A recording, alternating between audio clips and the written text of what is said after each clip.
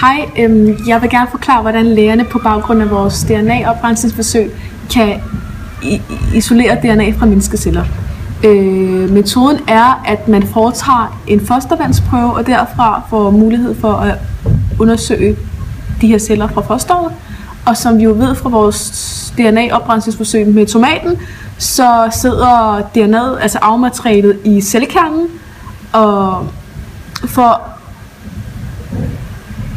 Så det man gør, man først nedbryder vævet, man nedbryder cellevæggene og cellemembranen, og det gør man med opvaskemiddel, som jo er fedtopløsende. Ja. Så cellerester de fjernes ved filtrering, så kun DNA'et og opløste proteiner forbliver i den frafiltrerede væske. Så til sidst kan DNA'et udfældes med kold alkohol, og derfra kan lægerne nu undersøge det nu isolerede DNA. Klar PCR-processen. PCR står for Polymerase Chain Reaction, der er en teknik til at kopiere DNA i et laboratorie. Vi starter med at hæve temperaturen til 95 grader, så får man adskilt DNA-dobbeltstrengen. Varmen får hydrogenbindingerne til at bryde. Det vil bryde hydrogenbindingerne mellem A, T, C og G. Derefter sænkes temperaturen til 95 grader, hvor primerne kommer fra begge sider og sætter sig på DNA-strengen.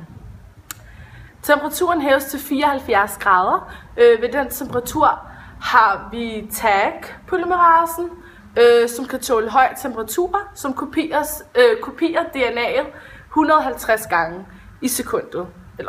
Som kopierer DNA 150 gange i sekundet. Så hæves temperaturen igen, og processen starter simpelthen forfra.